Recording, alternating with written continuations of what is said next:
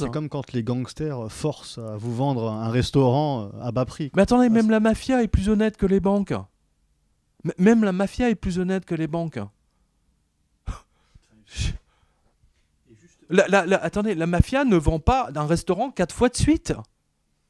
Les banques vendent des lingots en papier 20 fois de suite. Pour un lingot, ils vous vendent 20 certificats de lingots. La mafia est plus honnête. Et puis on a appris, évidemment, 6 mois plus tard, que le nuage avait traversé toute la France. Le chat participe à l'interview. C'est unique. Là, ça va faire jaser sur les réseaux sociaux. À mon avis, si les banquiers commencent à voler l'argent de la mafia, on va voir de nouveau une série de cadavres. J'en suis déjà au moins 120 banquiers morts, mais je pense que là, on va en compter beaucoup plus.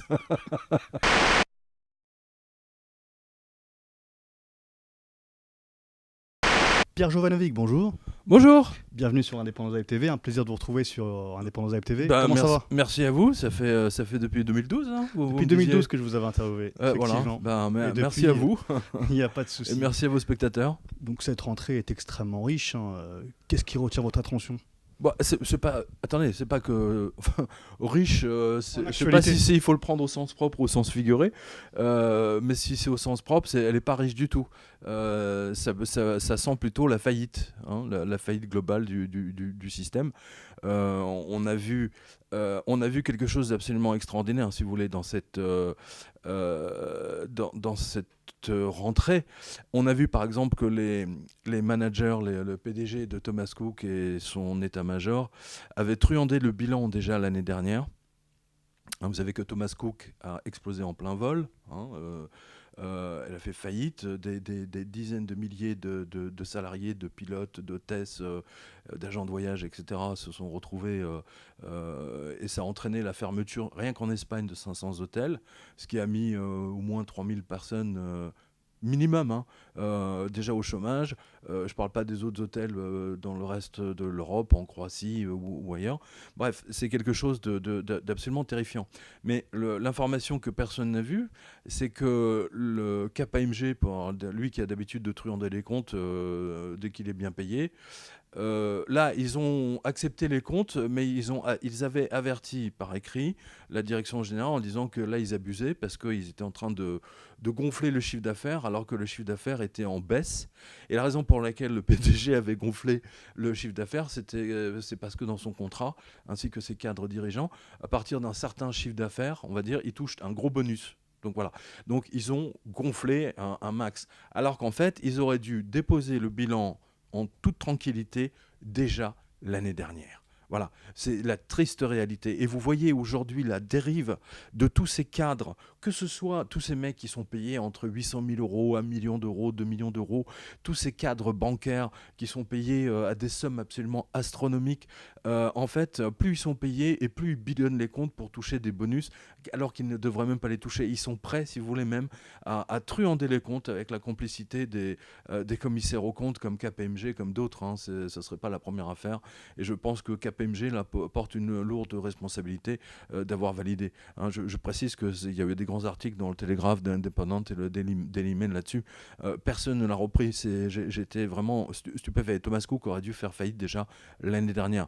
J'ai un de mes amis qui pilote une chaîne d'hôtels en Espagne. Il a perdu, alors il a limité les dégâts, mais il a quand même, enfin sa chaîne d'hôtels, pas lui, a perdu sec 3 millions d'euros. Boum. Voilà, d'impayés. Pour d'autres hôtels, c'est beaucoup plus. C'est genre 5 millions, 10 millions, etc. Vous avez vu que vous aviez des touristes qui ne pouvaient même plus sortir de leur chambre d'hôtel parce que la note n'était pas payée par Thomas Cook, etc. Et qui en Tunisie, au Maroc, etc. Ils avaient embauché des gardes pour qu'ils ne s'enfuient pas. Enfin, on est tombé sur la tête. C'est apocalyptique, quoi. Non, mais attendez. Je veux revenir sur Thomas Cook parce que Thomas Cook, si vous voulez, c'est un. Thomas Cook est le reflet de la crise, exactement comme un paysage se reflète sur un lac. Vous voyez, quand il y a, mais c'est déformé. Vous voyez, sur le lac, le paysage est déformé. Vous voyez, avec les ondulations de l'eau. C'est exactement la même chose. Vous avez eu, par exemple en France, ne serait-ce qu'en France, vous pouvez accompagner Thomas Cook avec la faillite des Glazures. Beaucoup d'Algériens, de Marocains, etc., de Tunisiens qui prenaient les Glazures pour faire des allers-retours. Voilà, soit ils n'ont pas pu revenir, soit ils ont été taxés de 1500 euros, et ainsi de suite. Voilà. Et Glazure a fait faillite. Vous aviez XL Airways qui a fait faillite. Vous avez Adria Airways, la compagnie slovène. Le croate, je crois, non pas croate, slovène ou croate, peu importe, qui a fait faillite. Bref, Whitebus.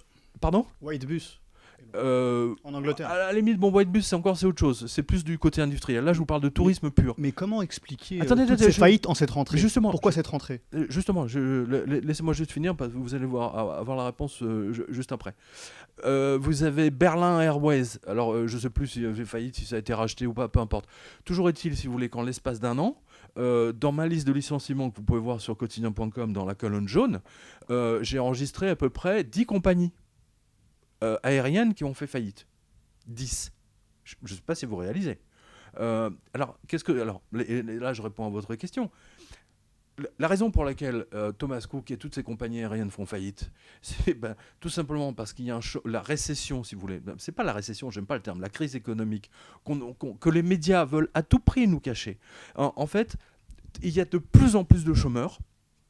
Tant et si bien, si vous voulez, que des compagnies comme Thomas Cook, etc., en sont les premières victimes, parce que vous avez de moins en moins de gens qui sont capables de dépenser 1500 euros par personne. À deux, ça vous fait 3000 pour, je sais pas, une semaine, 3 ou 2 semaines en Espagne, à Ibiza ou je sais pas où. Vous comprenez ? Donc le nombre de... une compagnie comme Thomas Cook dépend, si vous voulez, d'une économie florissante. Plus elle est florissante et plus elle remplit ses avions, elle vend ses séjours. D'accord ? À partir du moment où elle ne l'est plus du tout et qu'elle s'enfonce, la société s'enfonce dans une crise financière, mais qu'on vous dit que tout va bien, non, tout va pas bien. Vous voyez, toutes ces compagnies aériennes font faillite. Pourquoi ? Parce que Thomas Cook et les autres, Promo Vacances et d'autres, ne font plus appel à ces compagnies aériennes pour transporter leurs passagers.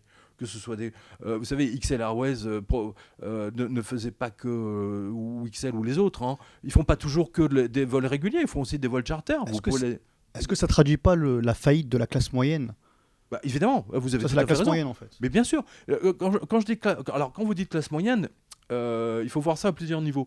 On va dire que si on catégorise, si vous voulez, la population qui travaille, on est bien d'accord, la population qui travaille sur une échelle de 10, c'est-à-dire 1, la classe moyenne, la classe moyenne, on va dire la plus pauvre, mais qui encore peut se payer des vacances, d'accord ? On part de là. Et jusqu'à 10, on va dire les classes les plus riches, d'accord ? Eh bien, depuis 8 ans, on l'a chroniqué ensemble avec vos interviews, depuis 10 ans, si vous voulez, chaque année, chaque classe descend d'un cran. Tac, tac, tac, tac, tac. Les classes moyennes dont on parlait, nous, ensemble, il y a 5-6 ans, aujourd'hui, elles sont hyper pauvres. Vous me suivez ? Et donc, si vous voulez, c'est une pyramide. C'est-à-dire, plus vous montez dans la pyramide, vous avez moins de monde. Et donc, du coup, vous avez toutes les compagnies. Attendez, moi, je vous rappelle que vous avez quand même des grosses compagnies. Avant Thomas Cook, vous avez l'année dernière et même il y a 2 ans, vous avez des sociétés qui ont fait qui vendaient des séjours touristiques qui ont fait faillite les unes après les autres. Promo Vacances, on a racheté. Jet Tour a été racheté ou a racheté d'autres. Enfin bon, vous voyez, en général, quand ils vous disent on fusionne, c'est parce qu'il y en a un qui a fait faillite et qui revend en fait son fichier et son savoir-faire et ses slots, comme ils appellent ça, à l'autre. C'est comme les banques. La banque en faillite dit on fusionne avec un tel, c'est pour, parce que le gouvernement ne veut surtout pas entendre parler de faillite bancaire, ça c'est une catastrophe. Et Thomas Cook, si vous voulez, donc, ils ont résisté autant qu'ils ont pu, à la fin ils ont bidonné leur compte, et puis finalement ils ont explosé. Et c'est exactement ce qui va se passer sur le monde bancaire. C'est exactement la même chose. Moi, je le vois dans le monde bancaire. C'est-à-dire, au début, tout va bien, puis à un moment donné, ça commence à moins bien fonctionner, puis ils commencent à bidonner les comptes. Regardez, vous avez un exemple formidable qui date d'il y a 12 ans ou 15 ans. Enron, la plus grande faillite de l'histoire des États-Unis. Et là, on n'est pas dans le tourisme, on est dans l'énergie. Au début, tout allait bien, puis ensuite, ils ont commencé à... la crise a frappé les États-Unis, puis ensuite, blablabla, et ils ont truandé les comptes, et boum, à un moment donné, ils ont explosé en plein vol. C'est toujours la même chose, c'est toujours le même process. Les mecs bidonnent les comptes, les 2-3 dernières années, ils bidonnent les comptes, et à un moment donné, si vous voulez, quand vous faites de la cavalerie, à un moment donné, vous êtes rattrapé, c'est inévitable. Donc, ce qui veut dire que de plus en plus de Français ne peuvent plus se faire de petits plaisirs. Bah, c'est clair. Attendez, j'ai vu passer une information hier ou avant-hier, je crois que c'était dans un journal, dans le journal de Monsieur Macron qui s'appelle Le Parisien, que de plus en plus de Français sont à découvert à la banque au 15 du mois. Hein, on bat des records là de gens qui sont à découvert. Moi, je vous l'ai dit. Chaque samedi, quand on va dans un centre commercial, il est plein à craquer. Non. Bah, c'est la vérité. Non. Oui, c'est la vérité. Oui et non. La vérité, c'est que, si vous voulez, avant, vous aviez 5 centres commerciaux, et vous n'en avez plus que 3, puis vous n'en avez plus que 2. Hein, voilà. Moi, je discute, si vous voulez. Vous savez que je fais beaucoup de signatures dans par exemple, dans les centres Leclerc, hein, les centres culturels Leclerc. C'était le cas la semaine dernière où j'étais à Étampes. Hein, voilà. Je discute avec des gérants de magasins, et surtout avec les vigiles, et ça je crois que je vous en ai déjà parlé une fois, hein, les vigiles sont ceux qui voient le mieux, hein, parce qu'ils passent toute la journée à observer les gens, etc. Ils voient que le caddie est plein, les caddies sont pleins, le 1er, le 2, le 3, le 4, le 5, avant, ils étaient pleins jusqu'au 20. Et ensuite, vous voyez, c'est descendu au 18, et puis au 15, et puis maintenant, c'est au 11 ou au 10. À partir du 10 du mois, vous n'avez plus rien. Les caddies, vous n'avez plus qu'un quart ou même 20% seulement du truc. Les vigiles ont l'œil, hein, ce qu'on appelle l'œil du volume, du machin, de ce qu'en font les gens. Donc, c'est pas parce que de toute façon, c'est inévitable. Les gens ont besoin de faire leurs courses. Donc, ça sera toujours plein. Mais ils n'achètent plus la même chose et plus autant. C'est ça que vous devez voir. C'est pas parce que les gens sont nombreux. Je vous donne un exemple. Regardez Nutella. Vous vous souvenez, il y a un an, il y a eu une émeute parce que dans un... Intermarché. 70%. Voilà, parce qu'il y a une émeute pour de la Nutella. Et c'était les pères et mères de famille hein, qui se sont battus parce que pour arracher des trucs de Nutella. Mais ça, c'est un témoin de la crise. Il faut savoir le voir. Jamais les Français ne se seraient battus pour des réductions il y a encore 10 ans. Jamais. Donc vous voyez là, dans ma liste des licenciements, je veux dire aux spectateurs, suivez ma liste de licenciements. Vous avez une page qui leur a dédiée d'ailleurs. Je vois même des Carrefour Market qui ferment. Je vois des Auchan qui ferment. Je vois des Bricorama qui ferment. Conforama qui va fermer. Et ainsi de suite. Vous avez des enseignes qui ferment. Et ils ne ferment pas 1, 2, ils en ferment 200.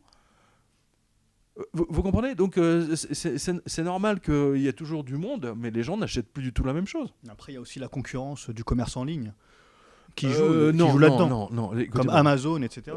Oui, mais enfin bon, ça joue. Écoutez, on parle beaucoup, là, ça joue peut-être, mais ça ne peut pas masquer la crise. Amazon ne masque pas la crise. Croyez-moi, ça ne masque pas la crise. Vous n'allez pas vous faire coiffer chez Amazon aux dernières nouvelles, d'accord? Moi quand j'étais, je me souviens plus dans quelle ville j'ai signé, mais je me souviens, je suis sorti de la gare et je pensais que l'hôtel était juste à côté, et en fait j'ai dû marcher pendant 1 kilomètre, je crois, donc dans la grande rue centrale de la ville. Et attendez, mais j'ai vu 4 salons ou 3 ou 4 salons de coiffure fermés définitivement. Attendez, quand vous fermez des salons de coiffure parce que les mecs, les gens n'ont plus d'argent, les dames, etc., n'ont plus d'argent pour se faire leurs racines. Et les racines, vous les faites pas sur Internet, hein, ouais, bon, voilà. Hein, bon, nous, on n'est pas concernés, mais croyez-moi que les dames, les racines, se faire les couleurs, etc. Attendez, 4 coiffeurs qui ferment dans la grande rue centrale, vous trouvez ça normal? Et les boutiques étaient allouées depuis 3 semaines, certaines allouées depuis 4-5 mois. Donc, excusez-moi, mais il y a un vrai souci. Discutez avec les coiffeurs. Hein, ce sont des gens qui sont au contact de la population. Les vigiles sont au contact, les caissières sont au contact de la population. Hein, elles voient les choses, elles voient une réalité économique que BFM-VC et tous ces enfoirés ne voient pas. Ils ne veulent pas la donner. Hein, on vous parle que de politique ou d'attentats, de terrorisme et de climat. Hein. Aujourd'hui, si vous voulez, vous avez tout ce cirque autour du climat qui sert à masquer en fait la crise financière. Et j'ai lu dans le Canard enchaîné aujourd'hui, c'est intéressant d'ailleurs, quand en fait ils veulent profiter, ils veulent vraiment, si vous voulez, créer une faillite, se servir du climat pour justifier la faillite économique. Et en parlant de ça, oui, au mois de juin, je vous avais interviewé, je vous avais posé une question sur le climat. Est-ce que je vous avais dit, je vous avais dit, est-ce qu'il y a une relation entre tout ce qui est climat, écologie et les banques? Vous m'avez dit que non. 1 mois après, Macron s'est réuni avec le monde de la finance sur le climat.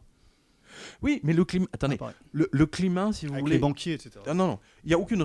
Attends, mais je vous reconfirme ce que j'ai dit. Il n'y a strictement aucune relation entre l'histoire des banques et le climat. Ça, je vois pas le rapport, le fait qu'il pleuve, je vois pas en quoi le chiffre d'affaires Non, de mais la les banque. banquiers maintenant se sont mis. Non, mais attendez, que eux utilisent le climat, si vous voulez, pour masquer, pour occuper le temps d'antenne. Ça, c'est autre chose. Regardez ce qui s'est passé samedi dernier. Attends, BFM, les mecs, ils vous font des directs en disant il y a 15 personnes, place du Châtelet, ça y est, ils en font en direct. Mais c'est abusé. Et on les laisse faire également. Et alors, il n'y a pas de. non seulement on les laisse faire, mais attendez, le fait que BFM, etc., envoie des équipes et qu'elles fassent des directs, excusez-moi, ça veut tout dire. Tout ça est organisé. C'est un cirque. Exactement, c'est un cirque. On se sert du climat pour occuper le temps d'antenne et masquer totalement la crise économique. Ça vous permet de ne pas parler du vrai problème. C'est tout. Et on fait culpabiliser les pauvres avec leurs petites voitures diesel. Mais j'allais y venir, vous m'avez devancé. Et ça permet en effet de faire culpabiliser les gens. Et surtout, voilà, vous avez tout dit, de taxer les gens. Les gilets jaunes ont démarré à cause de ça. Je vous le rappelle, on dit tiens, on va augmenter le prix de l'essence pour résister au changement du climat. Quel rapport? Les mecs, attends, ils devaient choisir entre faire le plein et acheter à manger, ou faire le plein et aller chez le médecin, ou faire le plein et les sports du gamin. Non mais attendez, c'est gravissime. Ces politiques sont des vendus. C'est abusé, quoi. Et les politicards ont quand même l'outrecuidance de dire de ne pas s'inquiéter après ce qui s'est passé à Rouen. Oui, c'est ça. Où il y a 5000 tonnes de produits chimiques qui mais partent en on fumée. est tout à fait d'accord. Mais circuler, il n'y a rien à voir, tout va bien, il n'y a pas d'affolement. Viens là. Justement, que pensez-vous de ce traitement médiatique sur Lubrizol, l'usine qui est partie en fumée près de Rouen? Bah écoutez, c'est la même chose si vous voulez, c'est leur technique, c'est leur technique si vous voulez de comment dire, c'est leur technique de désinformation. Vous observerez toujours que l'État utilise toujours les mêmes techniques de désinformation. Le nuage de Tchernobyl s'était arrêté à la frontière allemande. Vous vous souvenez de ça? Oui, bien sûr. Hein, voilà. Et puis on a appris évidemment 6 mois plus tard que le nuage avait traversé toute la France. Le chat participe à l'interview. C'est unique. Hein, là, ça va faire jaser sur les réseaux sociaux. On a un chat interviewé. Comment s'appelle votre chat? Iris. Vous comprenez? Et culpabiliser les gens. Et ils ont utilisé les gilets jaunes. Non, pardon. Ils ont utilisé les Français, si vous voulez. Ils ont matraqué les Français pour vider leur porte-monnaie encore plus. Et du coup, Macron, ça lui a explosé la figure, il a obtenu les gilets jaunes. On s'est rencontrés, on s'est vus, je m'en souviens, parce que c'était il y a quasiment un an. C'était le 17 octobre et on s'était retrouvés... 17 novembre. 17 novembre, absolument. Aux Champs-Élysées. Sur la place on s'est croisés, par hasard, on s'est croisés dans la foule qui se trouvait place de l'Étoile. Donc c'était quelque chose de surprenant. Et vous vous souvenez que les gens qui étaient là, c'était toute la population. C'était pas la population que vous avez aujourd'hui dans les manifestations. Ça n'a rien à voir. Ça n'a rien à voir. Vous aviez ça a été totalement récupéré. Exactement. On est d'accord. Mais c'était une révolte véritable du peuple contre toutes ces histoires de climat. Aujourd'hui, vous avez une voiture qui date d'il y a 10 ans, on ne peut plus rouler à Paris. Les voitures diesel en dessous de 2006 ne peuvent plus rouler à Paris. Écoutez, c'est un scandale. Je vais régulièrement ici les Moulineaux. Hein, ça fait des années que je vais régulièrement ici les Moulineaux. Donc en voiture. Je me souviens, il y a 7-8 ans, il fallait toujours que je parte au moins 3 quarts d'heure d'avance, avec le périphérique, machin, etc. sortir. L'autre jour, et ça fait 2 fois de suite, on a mis 17 minutes. C'est fluide. 17 minutes en semaine. 17 minutes. Waouh. Donc Paris est en train de... Sur Paris, il n'y a plus que des taxis et des voitures Uber. C'est ça. Voilà. Il y a plus mais ils ont réussi, si vous voulez, à cause du climat, du machin, des trucs, ils ont réussi à tuer tous les commerces. Et des trottinettes. Et des trottinettes. Mais ce que je vois sur l'avenue là à côté, c'est pas... j'ai vu, en l'espace de 2 semaines, il y a eu 3 boutiques qui ont fermé définitivement. Donc c'est vraiment un signe. J'ai vu que les boulangers, les bouchers n'avaient plus les moyens de louer sur Paris. D'une part, ils n'ont plus les moyens de louer. Ensuite, il y a leur chiffre d'affaires qui a baissé. Les taxes ont tellement augmenté. Remerciez M. Hollande. Et tous ces... si vous voulez, les gens sont écrasés de taxes. Les commerces sont écrasés. Il n'y a que les multinationales qui payent très peu d'impôts. Donc, il y a une inégalité totale. Et tout ça va très mal se terminer. Franchement, on le voit. Hein. C'est pas la première fois que je vous le dis. Mais aujourd'hui, on voit véritablement, vous savez, la fréquentation de quotidien de ma revue de presse a doublé quasiment depuis septembre.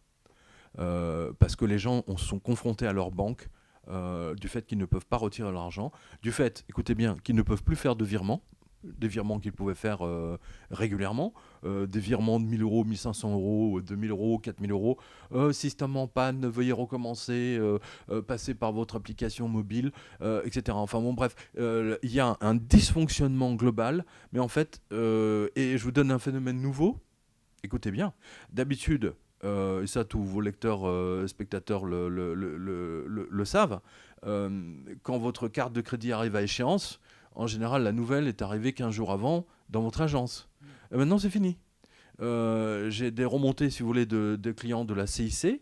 J'ai des remontées de clients de la BNP qui n'ont pas leur carte au mois de septembre ou qui n'ont pas leur carte qui va arriver à échéance là, au mois d'octobre.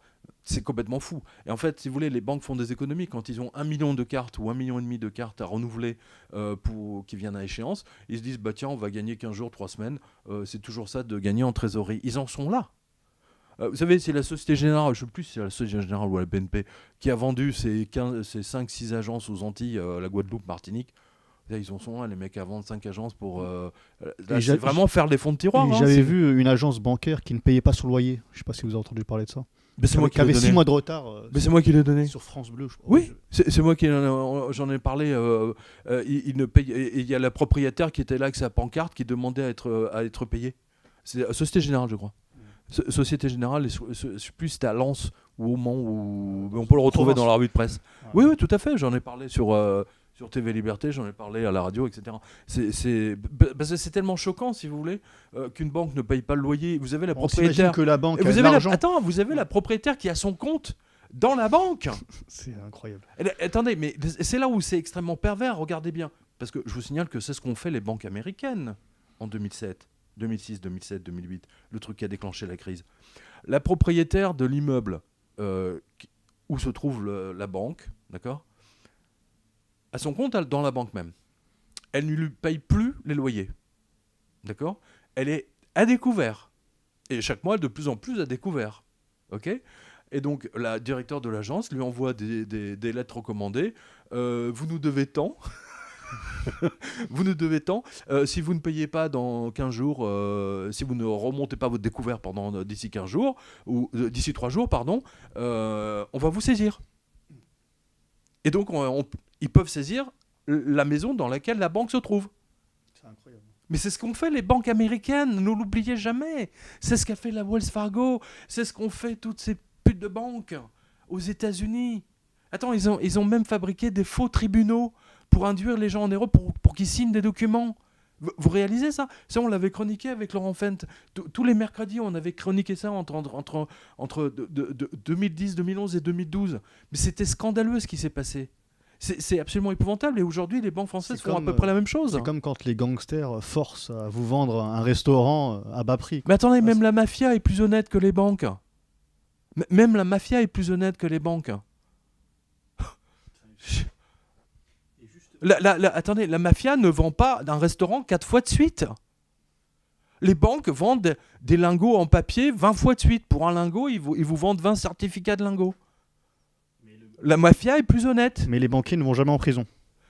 Il n'y a aucun grand banquier, PDG de banque, etc. Depuis 2007, je vous rappelle, qui a été mis il y a un seul qui a été mis en prison. Et ce n'était pas un banquier, c'est l'affaire la plus célèbre. C'est Bernard Madoff. Mais Madoff, si vous voulez, il s'en est pris plein la gueule, surtout parce qu'en tant que juif, il a volé d'autres juifs. Et là, c'est impardonnable. Le chanteur Leonard Cohen avait son compte chez lui, il y avait des écrivains qui avaient des comptes chez lui, etc. Ils ont été absolument nettoyés. Ça a été le grand cirque, parce que là, ils n'ont pas pardonné. Donc tous les médias se sont... Il y a un banquier français qui a été mis en prison en Russie pour une affaire d'escroquerie de 30 millions d'euros. Et qui est allé à sa rescousse en Russie? Macron. Vous avez entendu parler de ça? Non, ça m'a échappé ça. C'était quoi cette affaire? C'est une affaire qui date d'il y a plusieurs mois et maintenant il est en résidence surveillée en Russie. Ah non, d'accord. Écoutez, vous m'en reparlerez parce que c'est intéressant. Si Macron est allé le sauver, oui, c'est qu'il y a de bonnes raisons. Je pense que c'est un règlement de compte. En général, les Russes là, ça sent un règlement de compte, si vous voulez, sur d'autres dossiers, quoi. Et ça, je l'ai pas appris par la presse française ou je ne sais oui, quoi. Parce que moi, je l'ai pas vu ça. J'étais en vacances au mois d'août à Oran, oui. Et je lisais la presse, un journal algérien, quoi, oui. Francophone. Et j'apprends ça, après je tape sur internet et je me renseigne. Et c'est comme ça que j'ai appris, c'est incroyable. Sinon, en regardant la télé, jamais on parle de ça. C'est hallucinant. D'accord. Écoutez, vous m'en parlerez, je vais l'aborder dans la revue de presse parce que c'est intéressant, d'autant que si Macron va le sauver, vous avez vu qu'entre-temps que le directeur de la Danske Bank qui a fait le blanchiment entre autres, de tous les oligarques russes, a été retrouvé mort. La police a cherché son corps pendant 3 jours, partout sauf juste à côté de son jardin, bien sûr. Et il s'est suicidé tout seul. C'est tout seul, j'insiste là-dessus. Justement, vu que vous nous dites que la crise va être de plus en plus forte, mais là on le voit. Et est-ce que c'est pas pour ça mais que ça, je le gouvernement dit depuis 7 ans. Est-ce que c'est pas pour cette raison que le gouvernement prend de plus en plus des mesures liberticides, comme ce qui va arriver avec la reconnaissance faciale dès le mois de novembre en France? C'est tout à fait ça. La France va être le premier pays à instaurer ça en Europe. Qu'en pensez-vous, la reconnaissance faciale? D'abord, la reconnaissance faciale n'est absolument pas au point déjà. En Chine, elle y est. Oui, mais c'est même pas au point en Chine, on le sait. Il y a le crédit social. Oui, tout est lié, si vous voulez. Mais la reconnaissance faciale, si vous voulez, ne fonctionne véritablement que lorsque le sujet ne bouge pas, est en face, etc. Lorsque vous avez des sujets, si vous voulez, qui marchent, vous savez, je sais pas, un aéroport, une gare, n'importe quoi, le métro, c'est pas du tout. On a eu le cas. Le système a déjà été testé, ça fait 1 an qu'il est testé à Londres. Vous avez plein de gens l'aéroport aussi, il est testé. Oui, vous avez plein de gens qui ont été arrêtés pour des fausses raisons. Je dirais, ils étaient complètement innocents, ils n'avaient rien à faire là. Mais ils ont raté leur avion, enfin, c'est que des emmerdes, etc. Donc c'est pas tout à fait au point.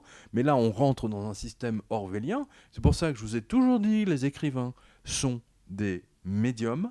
Quand je dis médium, c'est au sens propre du terme, c'est-à-dire qu'ils sont capables de voir le futur. Et Orwell vous a décrit le futur. Voilà, tout simplement. Et là, vous rentrez dans un système totalement fasciste. Même le KGB, même la Stasi est-allemande n'aurait pas osé rêver d'un système plus coercitif, quoi. Déjà, il suffit de voir à Paris le nombre de caméras de surveillance. C'est hallucinant. Il y a au moins 6 caméras par lampadaire. Oui, encore, c'est pas la ville où il y a le plus de caméras. Je vous le dis. Avant, il n'y en avait pas comme ça. Depuis 5 ans, là, c'est quand même... mais c'est de plus en plus. Et regardez sur le périphérique, vous avez de plus en plus de ponts, de ponts spécial caméra qui sont placés au-dessus du périph' et de toutes les autoroutes. Il y en a de plus en plus. Mais ça, malheureusement, on y arrive. Ça va être...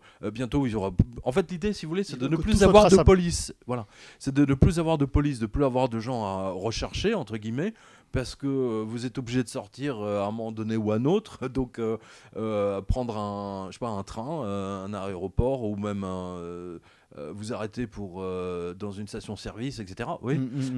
Voilà, donc il part du principe, si vous voulez, que ce système va permettre d'arrêter tous les gens, tous les criminels, tous ceux qui sont recherchés. Voilà. Donc ça sera peut-être efficace dans 20 ans, mais pour l'instant, c'est pas encore au point leur truc. Voilà. Et on l'a vu à Londres, vu tous les ennuis que ça a causé à des innocents. Il manque plus que la puce RFID et la boucle est bouclée. La puce RFID, vous l'avez déjà, elle est dans votre poche, je vous le rappelle. C'est le smartphone. Vous avez 2 puces. Vous avez 2 puces RFID. La carte d'identité. Il y a une puce dans la carte d'identité, mais moi je parle de la NFC. C'est-à-dire de la puce qui se trouve dans votre carte bancaire, effectivement, la puce qui se trouve éventuellement dans votre passeport. Elle vous aime bien, Iris. Elle vient vous dire bonjour, là. Elle a grimpé là sur le... C'est trop mignon. C'est vraiment mignon. Voilà, mais on y est. On est dans le livre 777, je vous le rappelle. On est dans le livre 777. Hein. Le traçage total. Quoi. Non, mais on y est. Je veux dire, tout ce que j'ai annoncé dans le livre 777 est en train de se dérouler aujourd'hui. Voilà, c'est aussi simple que ça. Voilà. On y va. Mais donc, c'est un système qui ne va pas tenir, si vous voulez, parce qu'aujourd'hui, les banques sont mortes. Quand je dis elles sont mortes, si vous voulez, elles sont mortes. Hein. C'est fini, leur modèle économique est mort, j'en ai déjà parlé 20 fois. Aux lecteurs, vos spectateurs qui n'auraient pas suivi, les banques aujourd'hui, c'est comme si le marchand de kebab vendait tous ses kebabs, tous ses sandwichs à perte. Voilà, avec 20 ou 30% de perte. Voilà. Il ne tiendrait pas. On est bien d'accord. C'est comme si Carrefour vendait tout à perte. Le modèle économique des banques est mort, tout simplement parce que leur modèle historique est basé sur des prêts à 5, 10, 20, 25%, hein, sur les prêts à la consommation, par exemple. On en a vu en France de ça. Et qu'aujourd'hui, les taux sont négatifs, donc ils sont morts. Voilà, tout simplement. Mais où va tout cet argent ? Quel argent ? La fausse monnaie ? L'argent que les banquiers volent, tout simplement. Mais attendez, aujourd'hui... Ah oui, là, trop fort. Alors là, c'est magnifique. Attendez, je vais faire une photo, comme ça vous pourrez faire une incruste. Il faut que vos spectateurs en profitent quand même. C'est trop mignon. Ça, je trouve ça vraiment trop mignon.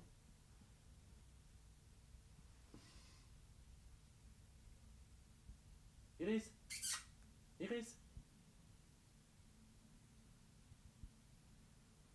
Attends, voilà, il faut que... Voilà, là, on va s'en rendre compte avec vous. Le modèle donc bancaire est mort. Les banques, vous nous demandez où va cet argent. Tout l'argent qu'ils impriment, si vous voulez, va dans les banques pour acheter leurs actions, pour les faire léviter. Mais c'est ce que j'ai dit dans une autre interview. Regardez, par exemple, le cours de l'action de la Monte Paschi, hein, la banque la plus en faillite en Italie. Son action valait, je ne sais plus, 100 euros en 2007 ou 150 euros ou 200 euros, peu importe la valeur, enfin, on va dire 100 euros. Aujourd'hui, elle vaut 1 euro, d'accord ? Et quand j'ai fait mon enquête à Sienne, elle était à 10 centimes. Donc, tout l'argent, si vous voulez, tout l'argent, la fausse monnaie que la Banque Centrale Européenne fabrique, est allé dans la bourse, d'accord, pour racheter les actions de la Monte Paschi, pour la faire remonter de 10 centimes à 1 euro. Vous me suivez ? Mais c'est là où on touche la limite, si vous voulez, de la fausse monnaie. Et c'est valable pour la BNP, c'est valable pour le cours de la Société Générale, c'est valable pour toutes les banques, sans exception. Voilà où va toute cette fausse monnaie. Elle va que dans la poche des plus riches. Pourquoi les plus riches ? Parce que, par exemple, vous prenez le PDG de la Société Générale et tous ses cadres dirigeants, ils ont des actions. D'accord ? Ça n'enrichit que les actionnaires de la Société Générale, de la BNP, etc. Et tous leurs actionnaires, c'est-à-dire les fonds de pension américains. Parce que je vous rappelle que la Société Générale a beau se présenter comme banque française, mais elle appartient aujourd'hui à BlackRock, à JP Morgan et je ne sais plus, à Morgan Stanley ou à Bank of America. Puisque c'est eux qui ont apporté des milliards après l'affaire Kerviel. Donc c'est plus une banque française. Voilà. Donc voilà où va toute cette fausse monnaie. Et c'est comme ça depuis 2015. Et avant, il y avait les TLTRO, etc. Et vous voyez que le cours des banques n'a jamais remonté. Donc vous voyez que les banques sont mortes. C'est ce que je dis depuis 3 mois. Le PDG de la banque ne peut pas truander l'opinion de ses traders pour la simple bonne raison, c'est que le trader, lui, il est en première ligne. C'est comme si le patron de Free, d'accord, disait oui, nous avons plein de nouvelles demandes d'abonnement ou de transfert de nouveaux abonnés, et que le mec qui installe les box free, etc. chez les gens, ou la fibre optique, lui se tourne les pouces toute la journée en disant mais moi je les vois pas les clients, il y en a pas en fait. Vous voyez, c'est exactement la même chose. Voilà. Très bien. Maintenant, j'aimerais parler de l'argent liquide. Il y a plusieurs modèles différents en Europe. En Suède notamment, où c'est tout en carte bancaire, tout en monnaie virtuelle. Par contre, il y a un exemple plus récent, c'est l'Autriche. Je ne sais pas si vous avez entendu parler. En Autriche, maintenant, ils reviennent de plus en plus avec l'argent liquide. Par exemple, dans de nombreux restaurants, on peut payer que en liquide et pas en carte bancaire. Qu'en pensez-vous ? Non, mais... c'est pour la liberté, c'est ce qu'ils disent. Pour leur liberté. Non, mais il y a autre chose. Alors d'abord, si vous voulez, l'Autriche et n'oubliez jamais, l'Autriche, l'Allemagne ont quand même été les victimes de la fameuse hyperinflation Weimar, de la République de Weimar. Donc la fausse monnaie, ils savent ce que c'est.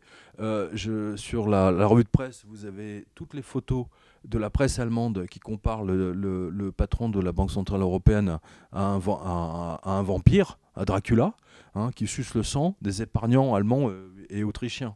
Donc, de plus en plus, effectivement, les Allemands refusent, veulent revenir en fait à l'argent liquide parce qu'ils savent que ça touche à leur liberté. Et puis en plus, bon, ils sont très, très attachés. Les restaurants allemands, par exemple, autant en France, vous pouvez payer partout en carte de crédit, autant en Allemagne, c'est moins évident parce que c'est pas dans leur culture.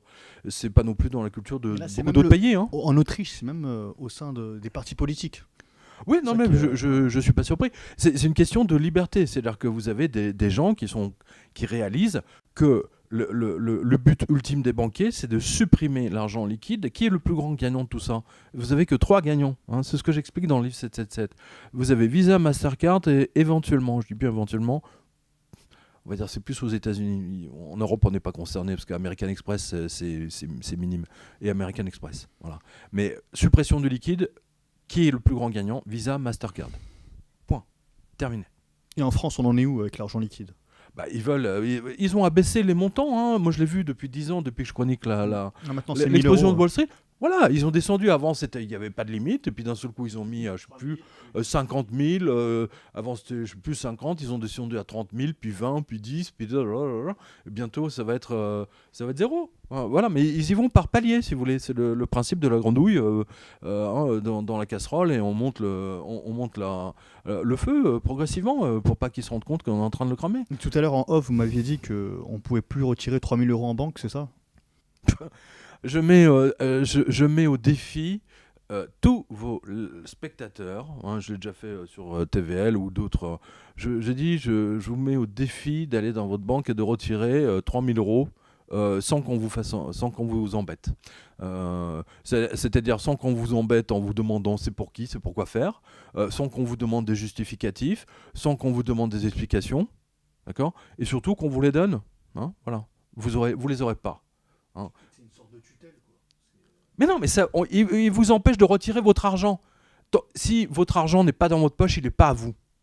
C'est aussi simple que ça. Je vous rappelle que les banques ont tellement bidonné leur compte que votre argent se trouve dans leur bilan. D'accord? C'est tout. Voilà.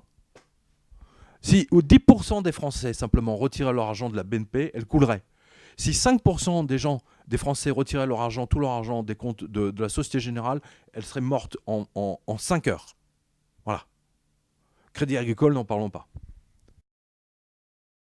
Dans un système Ponzi comme C'est ce Madoff, que je c'est vous ça? ai dit. Voilà, c'est ce que je vous ai dit tout à l'heure. Le modèle bancaire est mort depuis 2009, à partir du moment où ils ont décidé de fabriquer des centaines de trilliards de fausses monnaies qui ont déclenché les taux négatifs. Moi, je rappelle à tous les gens que les taux négatifs n'ont jamais existé dans l'histoire humaine, hein, par définition. Hein, voilà.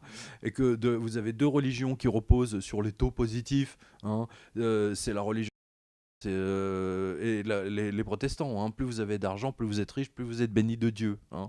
C'est leur principe. Hein. Là, j'envoie à ceux qui veulent comprendre ça. C'est quelqu'un qui l'a très bien montré dans un livre que je trouve remarquable. C'est Comprendre l'Empire, hein, de Soral. Hein. Donc là, on va se faire des amis. Hein. Mais le Soral montre bien ça. Hein. Et je crois qu'en fait, quand il a écrit son livre, il s'est même pas rendu compte de ce qu'il montrait. Parce qu'en discutant avec lui, ça m'est apparu d'ailleurs. C'est vraiment très intéressant. Voilà. Donc vous avez 2 religions aujourd'hui, si vous voulez, pour qui l'usure, si vous voulez, c'est une bénédiction de Dieu, alors qu'aujourd'hui, si vous voulez, on est dans la négation de ça.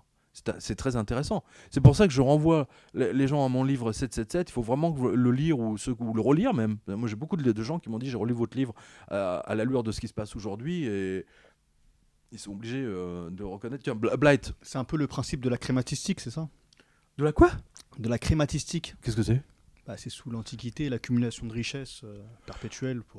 Ah, d'accord, oui, bon, je connaissais pas ce... Oui, mais bon, ouais.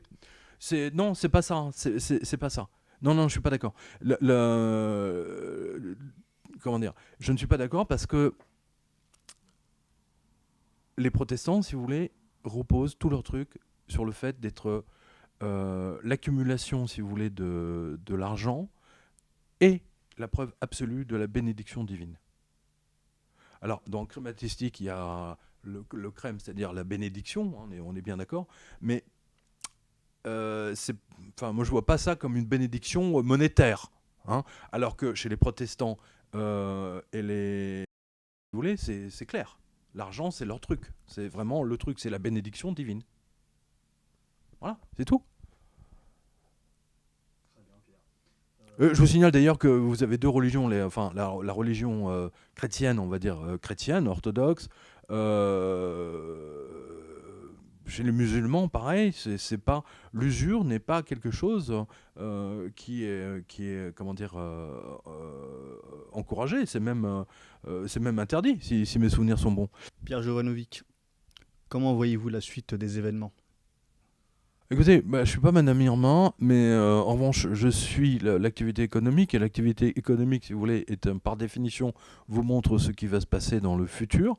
Ce que je peux vous dire, si vous voulez, que quand une économie tourne, hein, au sens propre et au sens figuré, les ventes de pneus sont au sommet. Hein, c'est-à-dire qu'on vend un maximum de pneus, hein, parce que les camions roulent, les pneus sont usés, on fait des kilomètres, tout le monde se déplace, on voyage, blablabla, enfin bon, tout tourne, d'accord ? Eh bien aujourd'hui, vous avez 2 usines de pneus qui ont fermé en Allemagne, d'accord ?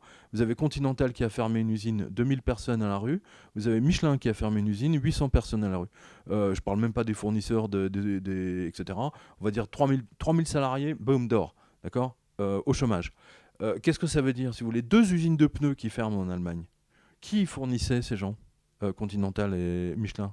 Ils fournissaient BMW, Audi, Mercedes, Porsche, les fabricants de camions, d'avions, etc. Vous voyez, tout ce qui a besoin de pneus. Enfin bon, 2 usines de pneus qui ferment, ça vous montre que l'économie est vraiment au grave ralenti. Voilà, c'est ça. Et à partir de cette information-là, vous pouvez voir ce qui se passe.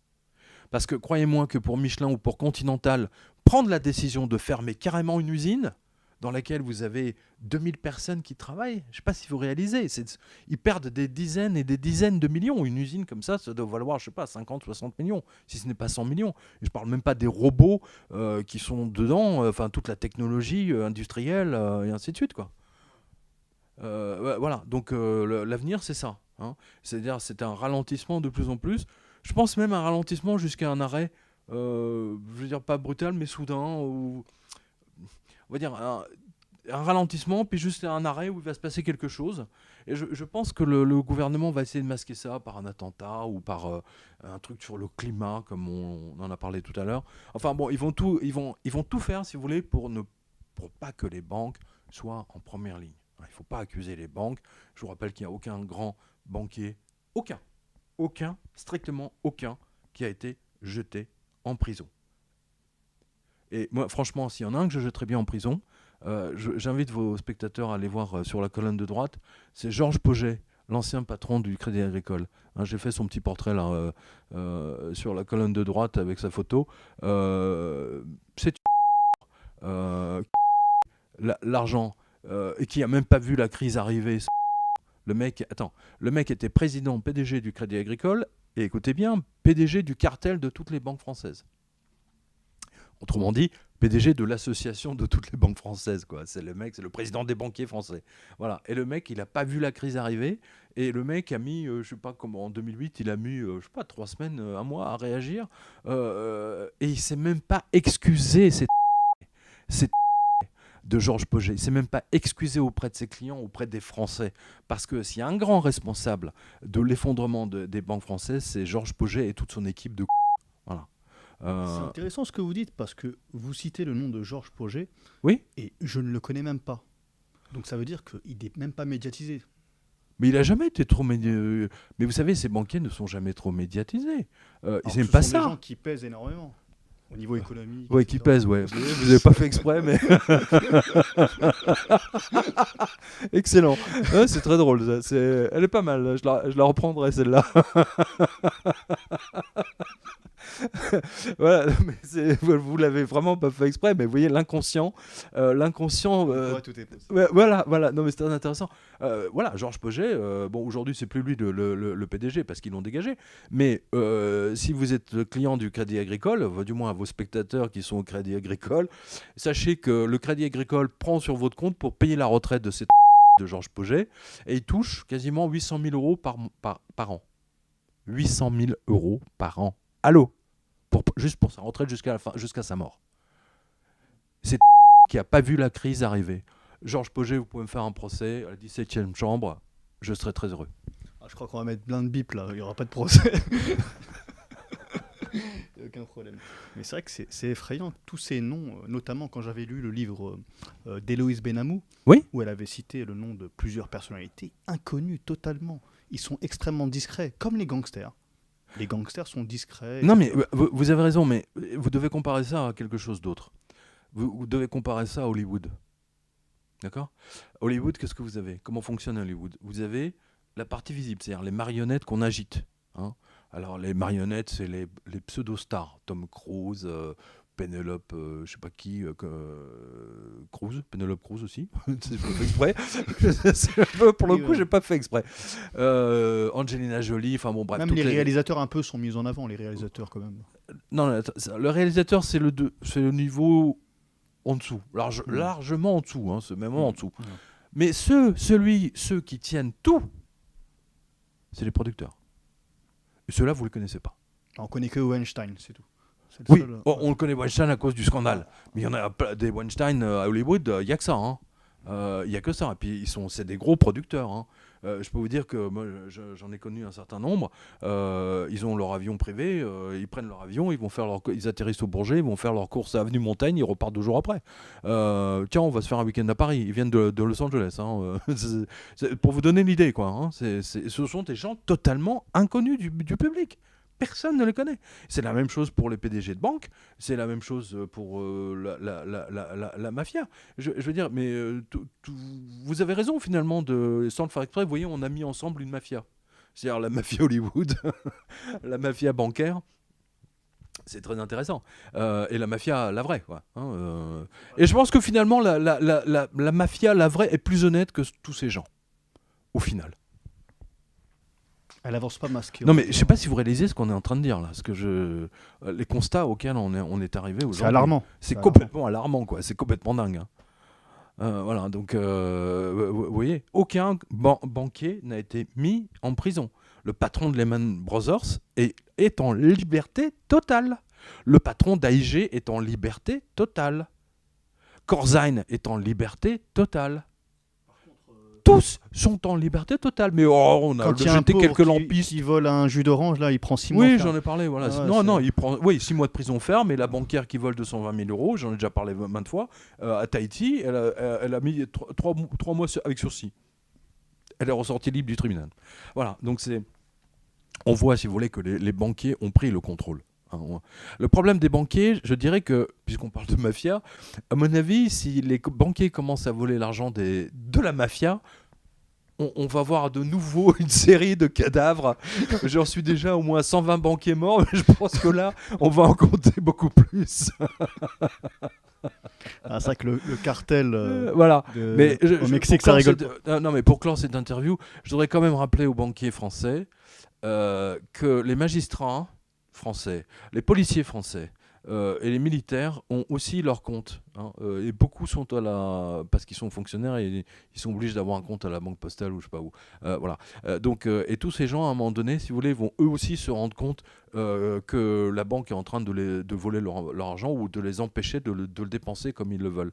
Et donc, progressivement, si vous voulez, tout ça va créer un mouvement global. Voilà. Ce qui est scandaleux, c'est qu'on nous laisse pas le choix, en fait. On nous impose ça. Comme on nous impose le fait de payer par carte bleue dans plusieurs services comme Uber, comme où est-ce que je veux dire, comme tous les paiements par internet, des fois pour garer sa voiture. Non mais n'oubliez pas, si vous voulez, que toute technologie n'est adoptée que parce qu'elle est pratique. Ne l'oubliez jamais.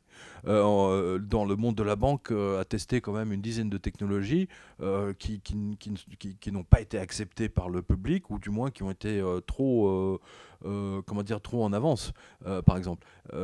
Mais en ce qui concerne, n'oubliez pas que l'argent papier s'est popularisé parce que les gens ne voulaient plus voyager avec des kilos de pièces d'argent et de pièces d'or sur eux. Hein, ce qui me paraît logique. Vous êtes d'accord? Et ensuite, les gens ne voulaient plus voyager avec des billets, des liasses de billets. On a inventé le Traveler Check. Vous vous souvenez? C'était American Express qui a fait ça. Hein, il y a eu tout un tas de films de gangsters avec des faux Traveler Check, American Express, etc. Et les Traveler Check ont disparu parce que la carte Visa internationale l'a complètement supplanté.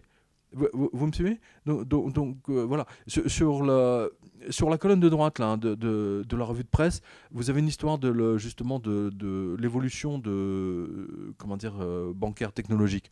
Hein, donc ça peut intéresser beaucoup de gens, et surtout pour comprendre les crypto-monnaies. Par exemple, moi j'aimerais un truc simple, être payé en liquide. Ne plus avoir de virement bancaire. Mais vous aurez le droit de le demander à votre employeur. Non, il y a une limite. Oui, il y a une limite, bien sûr, comme ils ont abaissé les limites. Voilà, comme ils ont abaissé les limites.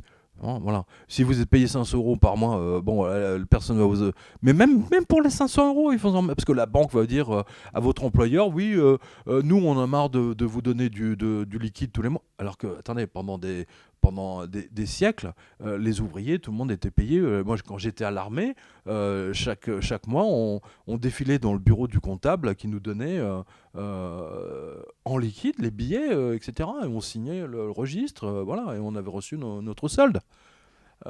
Et tout ça, maintenant, c'est pour les banques, ça paraît compliqué. On a l'impression que vous leur demandez ça, vous avez l'impression que vous leur demandez la lune, quoi. Et ils nous disent c'est pour des questions de sécurité. Mais non, mais c'est pas alors qu'il n'y a jamais eu autant d'escroqueries à la carte bancaire. Exactement. C'est hallucinant. Exactement. Vous avez toujours, mais enfin, il y en a quand même beaucoup moins, si vous voulez. C'est beaucoup moins qu'avec les chèques. Dans etc., mon entourage, il y a beaucoup de gens parce qu'ils font des achats sur Internet, on leur retire 2000 €, 3000 avec la fraude. C'est hallucinant. Il n'y a jamais eu autant d'escroqueries. Et ça, personne n'en parle. Ça fait un petit article par-ci par-là, mais... Oui, c'est le GUE carte bancaire, mais enfin, en général, les banques, c'est beaucoup moindre. Comment dire, c'est beaucoup moins, si vous voulez, que toutes les fraudes bancaires qu'il y avait avant la carte bancaire. Ouais, oui. Les banquiers sont comme les généraux d'armée. Si vous voulez, quand ils engagent une bataille, ils vont dire, bon là, on va perdre 100 000 mecs, et si on fait ça, on va perdre 30 000. Donc, on va faire ça parce qu'on va perdre que 30 000 versus 100. Oui, voilà. Ils font tout ça. Hein, donc, vous aurez toujours de truandage, quelle que soit la technologie. De toute façon, vous avez toujours des gens qui trouveront une solution. Exactement. Par définition. Pierre Jovanovic, un dernier mot à nous dire avant de nous quitter? Écoutez, moi j'encourage vos spectateurs à faire très attention, à retirer leur argent de la banque, ça c'est sûr. Tout ce qui est en excédent, retirer. Voilà. Et acheter des pièces d'or et des pièces d'argent. Surtout des pièces d'argent, les 50 francs Hercule. Voilà. Les 50 francs Hercule.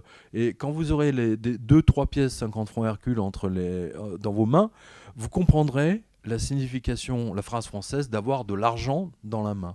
Voilà. C'est au sens propre et au sens figuré. N'oubliez pas, en français, l'argent, ça vient de la pièce d'argent, tout simplement. Très bien. Merci à vous. Pierre Jovanovic, je vous remercie et je vous dis à très bientôt sur Indépendance Live TV. Merci à vous. À bientôt.